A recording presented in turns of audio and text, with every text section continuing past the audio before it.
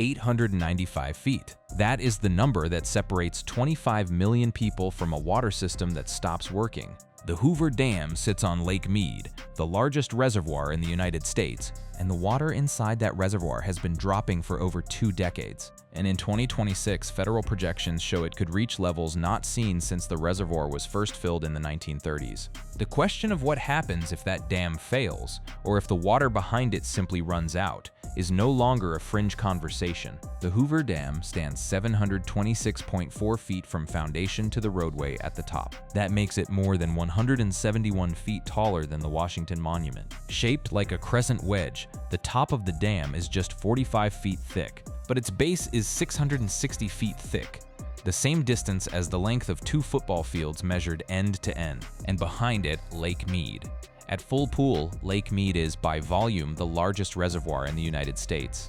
It has enough capacity to hold the entire average annual flow of the Colorado River for 2 years. Now imagine that wall gives way. If Hoover Dam were to suddenly fail, a massive wall of water from Lake Mead would surge down the Colorado River, flooding areas downstream and damaging infrastructure along the river corridor. The first thing that would happen is a massive cascading wall of water that would rush downstream, destroying everything in its path for many, many miles. Communities that would see immediate impacts would be Bullhead City, Arizona, Laughlin, Nevada, Lake Havasu City, Arizona, and Needles, California.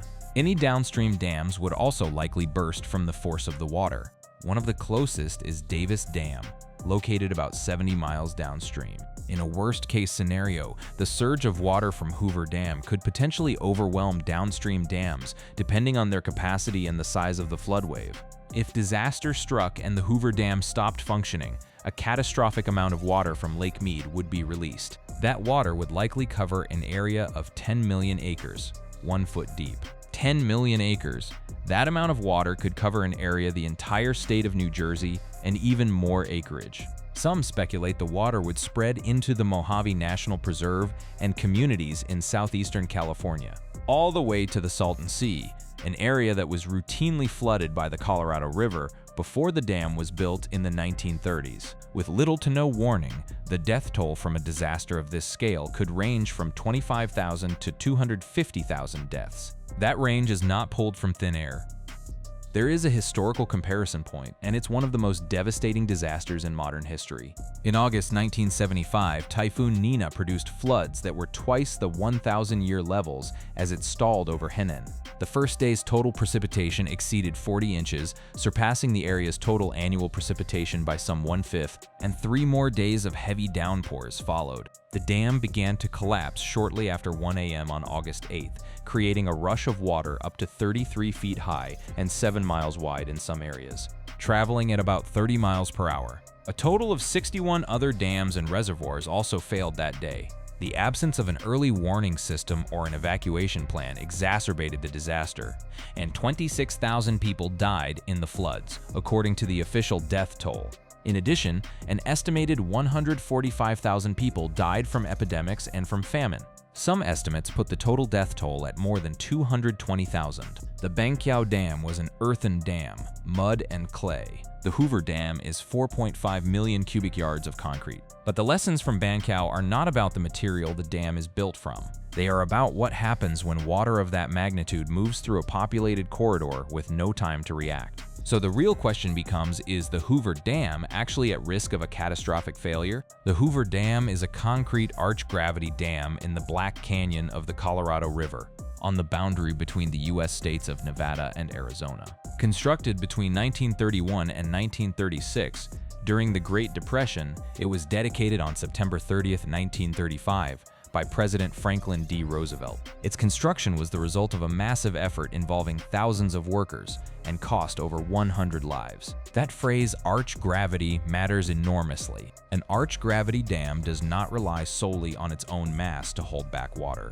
The arch shape transfers the colossal pressure of the reservoir into the canyon walls on either side. The rock of Black Canyon essentially acts as a buttress. The dam pushes the water's force into the stone, and the stone pushes back. It is one of the strongest structural designs in civil engineering history. It was built to last indefinitely and is about as solid as it gets. 7 million tons of concrete and 660 feet thick at the bottom. It holds back 45,000 pounds per square foot of maximum water pressure at the base of the dam. The construction process itself was revolutionary. The engineers knew they could not simply pour one continuous block of concrete and wait for it to cure. A mass that large would have generated so much internal heat from the curing chemical reaction that it would have taken over a century to cool, and the thermal stress would have cracked it apart from the inside. The dam's concrete was poured in small, interlocking blocks to ensure even curing. Cold water was circulated through pipes embedded within each block to draw the heat out. The result was a monolith that cured evenly, bonded tightly, and has held firm for 90 years. The total amount of concrete used in the Hoover Dam is enough to build a 2-lane highway from San Francisco to New York City. It is said that it was the first man-made structure to top the masonry mass of the Great Pyramid of Giza. The dam's construction was also profoundly shaped by a disaster that came before it. On March 12, 1928, the failure of the St. Francis Dam, constructed by the city of Los Angeles, caused a disastrous flood that killed up to 600 people, as that dam was a curved gravity type, similar in design to the arch gravity, as was proposed for the Black Canyon Dam. Opponents claimed that the Black Canyon Dam's safety could not be guaranteed. Congress authorized a board of engineers to review plans for the proposed dam. The Colorado River Board found the project feasible, but warned that should the dam fail, every downstream Colorado River community would be destroyed, and that the river might change course and empty into the Salton Sea. The board cautioned, to avoid such possibilities, the proposed dam should be constructed on conservative, if not ultra-conservative lines. That directive, ultra-conservative, defined every decision that followed. The foundation was excavated down to solid bedrock. The canyon walls were blasted clean and prepared to receive the concrete arch. Every variable that engineers could imagine was built into the safety margins. So when modern experts are asked whether the Hoover Dam could physically collapse, the answers are remarkably consistent. A physical breach is extremely unlikely. It would take a natural disaster or a huge explosion to collapse the dam. Robert Glennon, a water policy and law expert and emeritus professor at the University of Arizona, told Newsweek, "It's not too likely to break because there's not much water. Usually dams break when the river overtops the dam and water flows." That statement contains a bitter irony. The dam is unlikely to break precisely because there isn't enough water behind it. The danger at Hoover Dam is not a wall of concrete suddenly crumbling. The danger is something far slower and in many ways far more devastating. If you drive out from Las Vegas on Highway 93 and look down into Black Canyon, the first thing you notice is a white line. It runs along both walls of the canyon from one end of Lake Mead to the other. Mineral stains left behind as the water pulled away, leaving a chalk white scar across miles of dark canyon rock. That white ring rises taller than a 10-story building. You can see it from space. You can see it from the Las Vegas Strip on a clear day. It has been growing for more than 20 years. Lake Mead water levels were at around 1,065 feet elevation, according to recent data. This level is 93% of its average level for this time of year. That sounds benign until you realize that average for this time of year has been recalculated downward again and again. The elevation of Lake Mead has dropped by approximately 160 feet since 2000. At full pool, the lake sits at an elevation of 1,221 feet above sea level. Today, it sits roughly 155 feet below that mark, barely more than a quarter full. A lake built to hold 9 years of Colorado River flow now holds closer to 2, and the projections ahead are not encouraging. Water in Lake Mead is on course to fall to the lowest level in recorded history by 2027, according to a recent forecast by the U.S. Bureau of Reclamation. Water levels in the reservoir have steadily dropped over the years as the Colorado River has been choked by rising temperatures, prolonged drought, and growing demand. If reservoir storage continues on its current trajectory, Lake Mead's water elevation is likely to drop to about 1,038 feet by the end of June 2027, 2 feet lower than when it fell to a record low in July 2022. In the worst-case scenario, Lake Mead's water elevation could fall even further to about 1,026 feet, 1 foot short of the most severe water shortage level. And then there is a number that nobody in Las Vegas, Phoenix, or Los Angeles wants to talk about: 895 feet. That is the height where Lake Mead hits what engineers call Dead pool, the point where water can no longer flow through Hoover Dam on its own. No power, no water moving, no supply. Utah State University professor Jack Schmidt did not mince words when assessing the situation. We've got the onset of an extremely dry year, and we're on the brink of collapsing the system. People are still using more water than the Colorado River Basin can supply, and it's shrinking the water savings account for 40 million people. Water stored in Lake Mead and Lake Powell could be 9% of their combined capacity by the end of summer 2026. 9%. That is not a reservoir system operating on a tight margin. That is a reservoir system teetering on the edge of functional collapse. The reasons for this go back over a century to a deal made in a lodge in Santa Fe that was built on a mathematical lie. In November of 1922, leaders from 7 states met in Santa Fe, New Mexico, to sign what became known as the Colorado River Compact. The man running the talks was Herbert Hoover, then the Secretary of Commerce, years before he became president. Years before the dam that would carry his name was even built, the idea was straightforward. Split the river's water among the states that need it: Arizona, California, Colorado, Nevada, New Mexico, Utah, and Wyoming. They looked at the flow records from the previous few decades and divided 16.5 million acre-feet of water per year, 7.5 million to the upper basin states, 7.5 million to the lower basin states, plus another 1.5 million later promised to Mexico by treaty. The problem was enormous, and nobody at that table knew about it. The flow data they were using came from one of the wettest periods the Colorado River had experienced in centuries. The late 1800s and early 1900s saw a rare cluster of high water years that made the river look far bigger and more reliable than it truly was. The Colorado River's real long-term average, tracked across more than 1,000 years of tree ring data studied by climate researchers, is closer to 12 to 13 million acre-feet per year. Some years it carries less than 10. The compact promised roughly 25 to 30% more water than the river has ever truly carried on a sustained basis. Some scientists at the time knew the numbers looked too good. They raised concerns that the river was being measured during an oddly generous stretch. But 7 states had finally agreed on something, and nobody wanted to reopen the deal. That century-old mistake is now the engine driving the crisis at Lake Mead. The basin has experienced prolonged drought since 2000, one of its driest periods in a 1,200-year record. But calling it a drought implies it will end. Many climate scientists argue that what the Southwest is experiencing is not a drought at all. It is a reversion to the region's historical mean. The wet century that humans used to build their cities and farms and legal agreements was the anomaly. The drying, is the norm. The forecast comes as the Intermountain West has seen one of its worst snow droughts to date. Forecasted April-July 2026 inflows are just 1,750,000 acre-feet, or 27% of normal. The Colorado River's main source of water is snowmelt from the Rocky Mountains. When the snowpack is thin, the river runs thin, and the snowpack has been thin for most of the 21st century. 2 consecutive winters with robust snowpacks in 2023 and 2024 gave states that rely on the Colorado River a few more years of stability.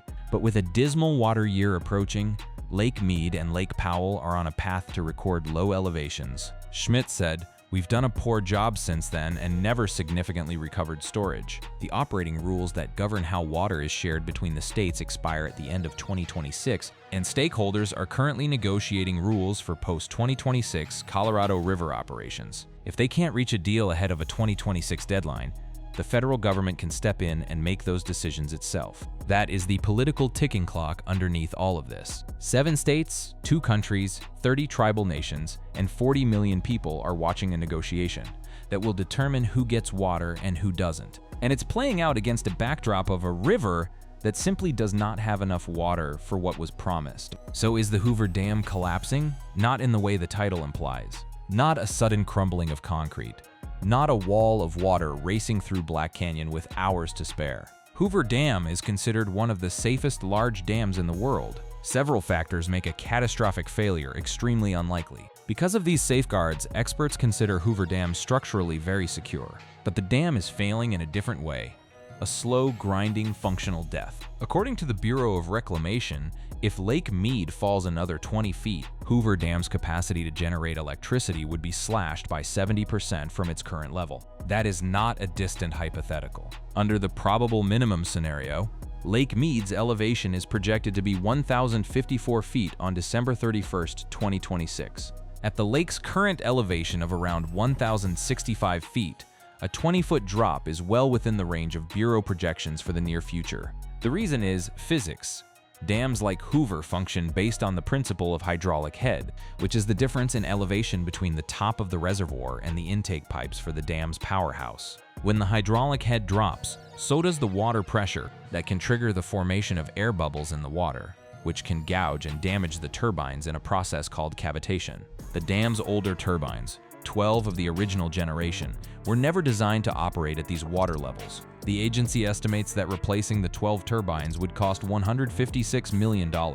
Reclamation is assessing the cost-benefit analysis of replacing some of the older style turbines and the timeline for installation.